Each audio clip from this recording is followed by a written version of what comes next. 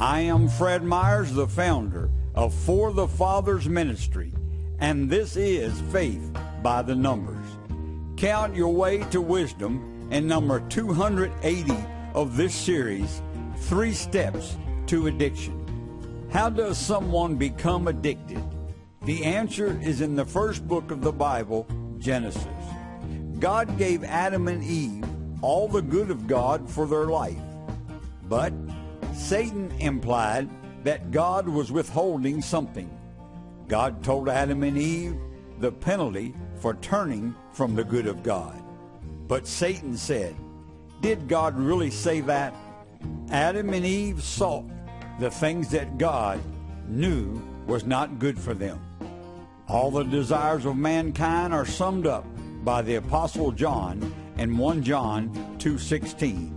For all that is in the world, the desires of the flesh and the desires of the eyes and pride of life is not from the Father, but is from the world.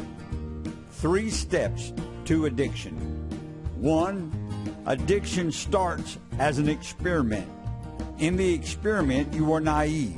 You may have been naive to the full destruction of evil, but it must be remembered, all mankind is aware of evil, and all mankind is aware of God. 2. Addiction is then a party. In the party, you were having fun and felt in control. 3. Afterwards, in addiction, you devoted yourself to it. And the wanting craving, the fun is gone, and control is lost.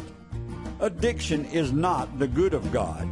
Addiction is devoting yourself to the things of this world in rebellion to God.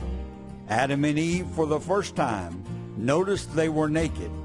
In the Bible, nakedness is equated to shame. Every addict is ashamed of their addiction. Therefore, they lie. The first thing to note is that Adam and Eve were ashamed. And from their shame, when they came face to face with God, they lied.